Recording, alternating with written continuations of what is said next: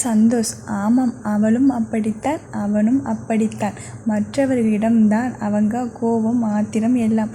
ஒருத்தரை ஒருத்தர் அடக்குறது எப்படின்னு அவங்களுக்குத்தான் தெரியும். Daniel: interesting. கவிதா அதைக் கேட்டு அண்ணா என்று சினுங்கினான்.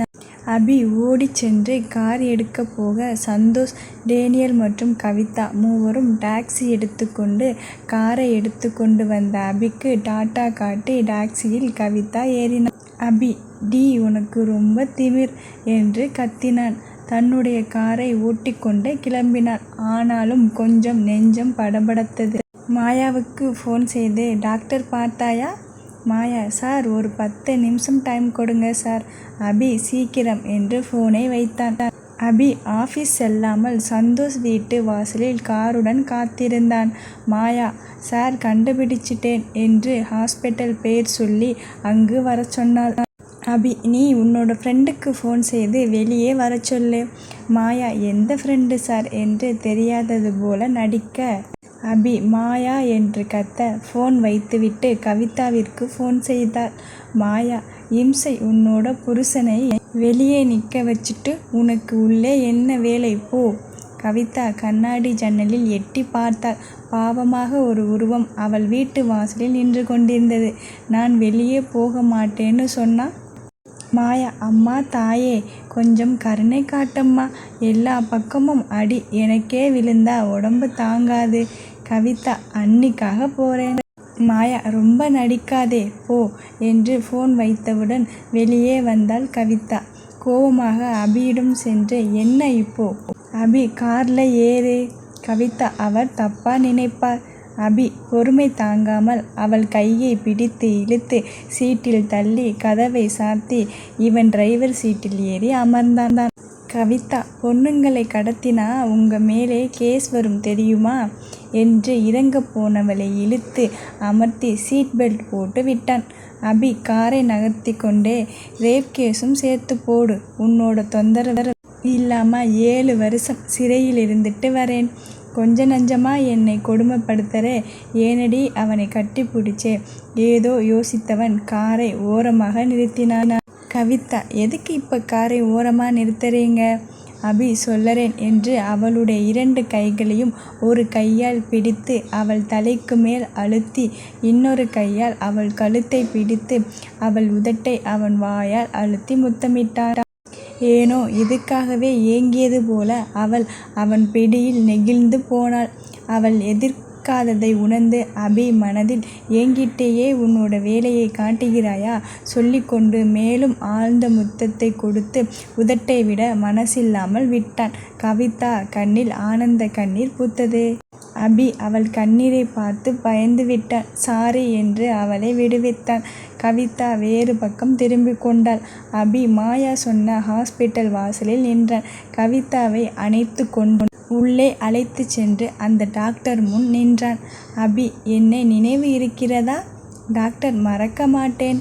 எனக்கு தெரிஞ்சு பொண்டாட்டி கற்பழிக்கப்பட்டான்னு சொன்ன உடனே எப்படி துடிச்சிங்கன்னு எனக்கு தெரியும். என்னோட மனைவி கிட்டே கூட பல முறை சொல்லியிருக்கேன். அபி: நீங்க செய்த தப்பு என்ன தெரியுமா? டாக்டர்: தெரியாம என்ன? உங்க மனைவி கற்பழிக்கப்பட்டாங்கன்னு உங்ககிட்டே பொய் சொன்னதுதான். அபி தன்னுடைய கையை வீசினான். டாக்டர் விழுந்த அடியில் தடுமாறி விழுந்தான். அப்பவும் நான் கேட்டேனே, உன்னோட பேஷண்ட் கிட்ட இப்படிதான் பொய் சொல்லுவியா? கொஞ்சமாவது தொழிலுக்கு துரோகம் செய்யாம இருக்கணும். உன்னால என்னோட வாழ்க்கையே அழிஞ்சு போச்சு தெரியுமா? உன்னை சும்மா விடுவேனா? டாக்டர்: சார், என்ன வேணும்னாலும் செய்துக்கங்க. பொய் சொன்னப்பவே நான் பயப்படலை. இப்போ உண்மையை சொல்ல போறேன். எதுக்கு பயப்பட போறேன்? கவிதாவிடம், மேடம், சார் மனசை கொஞ்சம் கொஞ்சமா உங்களை பத்தி பொய் தகவலை சொல்லி நம்ப வச்சது நான்தான் என்று நடந்த எல்லாவற்றையும் சொன்னான். அபி: எதுக்காக பொய் சொன்னேன்? டாக்டர்: பணத்தாசை. அபி: யார் இதுக்கு பணம் கொடுத்தாங்க? டாக்டர்: அதான் ஒரு பொண்ணு மாதிரி வேஷம் போட்டுக்கிட்டு வெளியே அலைஞ்சிட்டு இருந்ததே, ஒரு மனசாட்சி இல்லாத மிருகம், அனிதா, அவதான். அபி நடுங்கி போனான். பாம்புக்கா இவ்வளவு நாள் பால் வார்த்தும்? போனை எடுத்து அனிதாவை அழைத்தான். ஹாஸ்பிட்டல் உடனே வரும்படி கட்டளையிட்டான். கவிதாவை மேலும் அணைத்து கொண்டு அங்கிருந்த பெஞ்சில் அவளை உட்கார வைத்து அவனும் உட்கார்ந்தான். மாயா, டாக்டர் எங்கும் நகரக்கூடாது. டாக்டர், நானே இருக்கேன், எங்கேயும் போக மாட்டேன் என்று அவர்களுடன் நின்றான். அபி கவிதா கையை கோர்த்து இறுக்கி பிடித்து கொண்டான். அவனுடைய வேதனையை கவிதா உணர்ந்தாள். நல்லவள் என்று நம்பியவளை துரோகி என்று மனம் ஏற்றுக்கொள்ள தயங்கும் தருணம். கவிதா இந்த நாளுக்காக காத்திருந்தாள். கவி ஹாஸ்பிட்டலில் அபியின் அருகே அமர்ந்து கொண்டு, இப்போ அனிதா வந்ததும் என்ன செய்வீங்க? அபி, அவகிட்ட விசாரிப்பேன். கவி, அவ மேல அவ்வளவு நம்பிக்கையா? அபி, அவளையா? கவி, உன்னை தவிர யாரையும் நான் நம்பியது இல்லை. உன்னை என்னை நான் எவ்வளவு நம்புவேனே அவ்வளவு நம்புறேன் கவி. ஆனால் உனக்கு ஞாபக மறதி வந்துடுச்சுன்னு டாக்டர் சொன்னதும் உனக்கு ஏற்கனவே கொஞ்சம் பிரச்சனை இருந்ததால் நம்பிட்டேன். சொல்லு கவி, என்னோட இடத்துல நீ இருந்தா என்ன செய்வே? நம்மை விடு கவி, அவ யாரு? நமக்கு சம்பந்தமே இல்லாதவ. அடுத்தவங்களை ஆதாரத்தோடு தண்டிக்கணும், அதுதான் என்னோட பாலிசி. என்னை நீ புரிஞ்சிக்கவே இல்லைதானே கவி? இப்போ சொல்லறேன், என்னோட மனசில் உன்னோட இடத்தை இந்த ஜென்மத்தில் யாருக்கும் கொடுக்க மாட்டேன். நீ என்னோட இல்லைனாலும். கவிதா உருகி போனாள். இருந்தாலும் அவ மேல் கோபம்தான் வந்தது. கவி, அவளோட தப்பை ஒத்துக்குவான்னு நினைக்கிறீங்களா? அபி, தப்பு செய்தவ ஒத்துக்கிட்டு தானே ஆகணும். கவி, இப்போ ஒரு ட்ராமா நடக்க போகுது. அபி, அதை நடத்துறது நானாதான் இருப்பேன். கவி, பாருங்க பொறுமையா நீங்கள் எப்படி துடிக்க போறீங்கன்னு.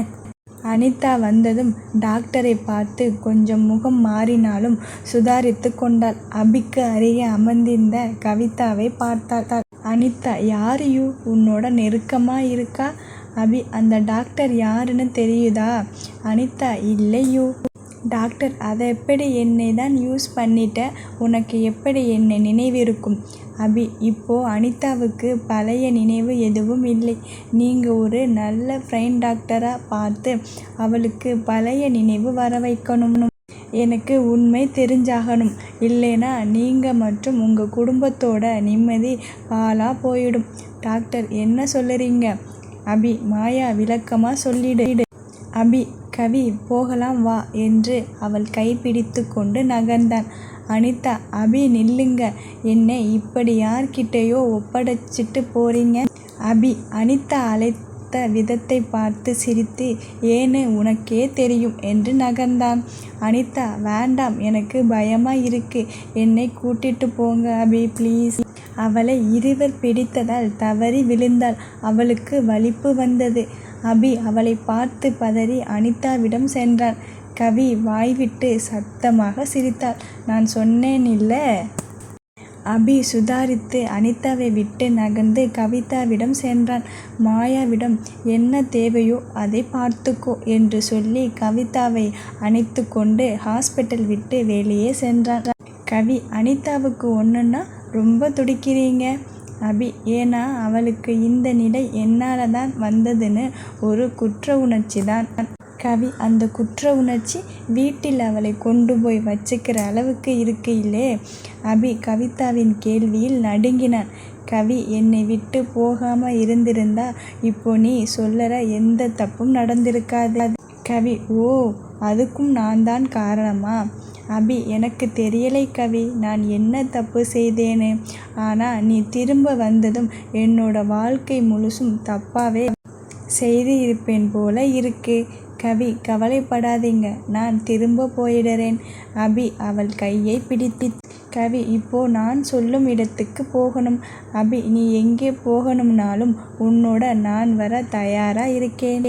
கவி, என்னோட பத்திரிக்கை ஆஃபீஸ் பக்கத்தில் இருக்கிற காஃபி ஷாப். அபி, சரி, அங்கே உன்னோட ஃப்ரெண்ட் இருக்காங்களா? கவி, இல்லை, உண்மை இருக்கு. அபிக்கு ஏனோ மனது கலக்கமானது. மேற்கொண்டு பேசாமல் அரை மணியில் காஃபி ஷாப் அருகே காரை நிறுத்தினார். கவிதா கீழே இறங்கினாள். சார், எப்படி, உண்மையை பார்க்க வேண்டாமா? பயமா இருக்கா? அபி இறங்கி அவள் முன்னே நடக்க பின்னால் தொடர்ந்தான். கவிதா உள்ளே நுழைந்ததும் தம்பி என்று கத்தினாள். அவன் கவிதாக்கா என்று ஆச்சரியத்துடன் கேஸ் டேபிள் முன் அமர்ந்திருந்தவன் வேறு ஒருவரை அங்கு அமர வைத்துவிட்டு கவிதா முன் நின்றான். அவன், அக்கா, காஃபி சர்க்கரை அதிகமா, சரியாக்கா? கவி, இல்லை தம்பி, இப்போ சர்க்கரை சேர்த்துக்கொள்வதில்லை. வாழ்க்கையில் நிறைய கசப்பு, அதனால சர்க்கரை இல்லாமல் ஒரு காஃபி, அப்புறம் மீடியம் சர்க்கரையுடன் ஒரு காஃபி. அபி அவள் சொல்லியதை கேட்டு வருந்தினான். அவன் அவளருகே நின்று கொண்டே ஆர்டர் கொடுத்து, அக்கா, உங்களை நினைச்சா ரொம்ப பெருமையா இருக்கு. இன்னும் நீங்க பெரிய இடத்துக்கு போகணும். கவி, நீயும் பெரிய மனுஷனாகிட்ட போல இருக்கு, கல்லாவில் உட்காந்துட்ட. அவன் நேர்மை உழைப்பு. கவி, போதும்டா, 2 வருஷத்துக்கு முன்னாடி இங்கே எனக்கு ஒரு பிரச்சனை நடந்தது இல்லை, அதோட வீடியோ ஃபுட்டேஜ் கொடுக்கன்னு. அவன், அக்கா, அதை மட்டும் தனியாக சேவ் பண்ணி வச்சிருக்கேன், இப்போ வரேன் என்று சொல்லி அவன் நகர்ந்ததும் அவர்களுக்கு காஃபி வந்தது. அபி, எனக்கு கொஞ்சம் புரியுது கவி. கவி, லேட். அபி, சாரி. கவி, மன்னிப்பா, தமிழில் எனக்கு பிடிக்காத வார்த்தை. சரி சரி, நம்ம வாழ்க்கை இப்படி ஆனது ஏன்னு நீங்கள் தெரிஞ்சுக்கணும் இல்லையா? ஆனால் நாம் சேர்ந்து இருப்போமான்னு தெரியாது. ஆனால் நீங்கள் உங்களோட வாழ்க்கையை குற்ற உணர்ச்சியோடு கழிக்க போகிறீங்க, அது மட்டும் உறுதி. அக்கா, இந்தாங்க. கவி, அங்கே காட்டு. அபி அந்த வீடியோவில் தெளிவாக பார்த்தான். கவிதா அனிதாவை தள்ளிவிடவில்லை, தானாக டேபிளை தன்மேல் தள்ளி கொண்டு விழுந்தாள். அப்போதுதான் கொஞ்சம் யோசித்தான். அன்று கோர்ட்டில் கூட அபி அனிதா கையை லேசாக உதறினான், அதற்கே படியில் உருண்டு விழுந்தான். அபி அனிதாவின் மறுமுகத்தை உணர்ந்தான். இவள் தன்னை வருத்தி கொள்ள தயங்காமல், வலியை பற்றி பயப்படாமல் அவள் காரியத்தை சாதிக்க துணிவாள். அபி கவிதா கையை பிடித்தான். கவிதா உதறி தள்ளினான். உங்கள் 2 பேர் காதல் விளையாட்டுக்கு நான் பலியாடா? அபி, இல்லை. கவி வெளியிடம் என்று பாராமல் அவன் சட்டையை பிடித்தாள். டேய், அன்னைக்கு நீ என்னை நம்பாதப்ப எவ்வளவு வேதனைப்பட்டேன் தெரியுமா? எனக்கு உன்னை பிடிக்கலை, இனி நாம சேர முடியாது. அபி அவள் இடையே இறுக்கி அணைத்து சத்தமாக, எனக்கு உன்னை மட்டும்தான் பிடிக்கும், உன்னை விட்டு என்னால் விலக முடியாது. கவி, எதுக்கு சத்தம் போடுறீங்க? அபி, எனக்கு பயமா இருக்கு கவி, என்னை வெறுத்தாலும் என்னை விட்டு விலகிடாதே. கவி, முதல்ல வெளியே போய் காரில் இருங்க, நான் பணம் கொடுத்துட்டு வரேன். அபி, நான் கொடுக்கிறேன், நீ காரில் வெயிட் பண்ணு என்று கார் சாவியை கொடுத்தான். அபி பணம் கொடுத்துவிட்டு வெளியே வந்தால் கவிதா காரை எடுத்து கொண்டு சென்றே விட்டாள். அபி கவிதாவின் கோபத்தை உணர்ந்தான். தன்னை கவிதா பழி வாங்குவதை நினைத்து சந்தோஷத்துடன் ஒரு வாடகை டாக்ஸி எடுத்துக்கொண்டு ஆபீஸ் கிளம்பினான். அங்கே ஹாஸ்பிட்டலில் அனிதா மயங்கி விழ அவளை 2 முரட்டு ஆட்கள் இறுக்கி பிடித்தனர். மாயா, டாக்டர் சார், நீங்கள் எப்படி வேணும்னாலும் சிகிச்சை கொடுக்கலாம், இவங்களுக்கு பழைய நினைவு திரும்பணும் என்று டாக்டரை பார்த்து சைகை செய்தாள். டாக்டர், சரிங்க மேடம். மாயா, நல்ல ஷாக் ட்ரீட்மெண்ட் கூட கொடுங்க, இல்லை மறுபடியும் தலையில் அடிபட்டா பழைய நினைவு திரும்பும்னா மறுபடியும் நீங்கள் அடிக்கக்கூட அடிக்கலாம். இவங்க உங்கள் அடிமை, எந்த முறை வேணும்னாலும் பயன்படுத்தி உண்மை வர வைக்கணும், இல்லைனா நீங்கள் இப்போது சார்கிட்ட பேசியது எல்லாம் ரெக்கார்டாகி இருக்கு, போலீஸ் ஸ்டேஷன் போக வேண்டி இருக்கும். டாக்டர், இந்த பயப்படுத்துகிற வேலை எல்லாம் வேண்டாம், நான் உண்மையாக இருக்கணும்னு முடிவு செய்துட்டேன், அவ்வளவுதான், நீங்கள் போகலாம். 3 நாளிலிருந்து 1 வாரம் டைம், நானே உங்களை கூப்பிடுறேன். அனிதாவை வார்டுக்கு அழைத்து சென்றனர். மாயா ஆஃபீஸ் வந்தாள். அபி, மாயா, எனக்கு என்னவோ அனிதாவுக்கு யாரோ துணையாக இருக்காங்கன்னு தோணுது. சந்தோஷ் அனிதாவோட அண்ணனாக இருந்தாலும் கண்டிப்பாக தப்பான வழிக்கு சந்தோஷ் துணை இருக்க மாட்டான். மாயா, பாஸ் அனிதாவுக்கு ஹிப்னோ தெரப்பி கொடுக்க சொல்லிடலாமா? ஏன்னா அவளே அவள் வாயால் உண்மை சொன்னாதான். அபி, கோகுல் விஷயம் என்னாச்சு? மாயா, பாஸ் எவிடன்ஸ் கிளியராக இருக்குது, போலீஸுக்கு ஆர்டர் வர காத்திருக்காங்க. அபி, சரி, நான் கமிஷனர் பார்த்து பேசிட்டு வரேன். மாயா, என்னோட கார் கராஜிலேருந்து எடுக்க சொல்லு. மாயா, சார், நீங்கள் எடுத்துட்டு போனது? அபி, திருட்டு போச்சு. மாயா சார் போலீஸ் கம்ப்ளைண்ட் கொடுக்கணுமா? அபி கொடுத்தா அவ என்னை தூக்கில் போட்டுடுவா. என்னை கொல்ல பார்க்காதே. மாயா கலுக்கென்று சிரித்தாள். எல்லாம் சிரிங்க, என்னோட பொழப்பு சிரிப்பா சிரிக்குது. அதற்குள் மாயாவுக்கு ஃபோன் வர, சார் ஹாஸ்பிட்டலில் கொஞ்சம் பேர் நுழைந்து அனிதாவை அழைச்சிட்டு போயிட்டாங்க. அபி என்னது மறுபடி என்னையா சீண்டி பார்க்க தயாராக இருக்காங்க? கொதித்து எழுந்து சில ஃபோன் செய்தான். அவசரமாக கிளம்பினான். கோகுல் அனிதாவிடம் இப்போதான் நான் கவிதா கிட்ட மாட்டினேன். அதுக்குள்ள அவ உன்னை அபிக்கிட்டே மாட்டி விட்டுட்டா. நான் சரியான நேரத்துக்கு ஆட்களை அனுப்பலைனா உனக்கு ஏதாவது சிகிச்சை கொடுத்து என்னை பற்றி உளறிட்டேனா? அனிதா இப்போ என்ன செய்யறது? ஆனால் அபிக்கு என் மேல் சந்தேகம் வந்துடுச்சு. இதுக்கு மேல் சும்மா விடமாட்டான். கோகுல் உன்னோட விஷயத்தில் உன்மேல் மட்டும் தானே சந்தேகம் வந்தது. அந்த சந்தேகம் என் வரை வருவதற்குள் நான் என்னை காப்பாற்றிக்க ஒரு வழி யோசிச்சு வச்சிருக்கேன். அனிதா என்ன வழின்னு சொல்லுங்க.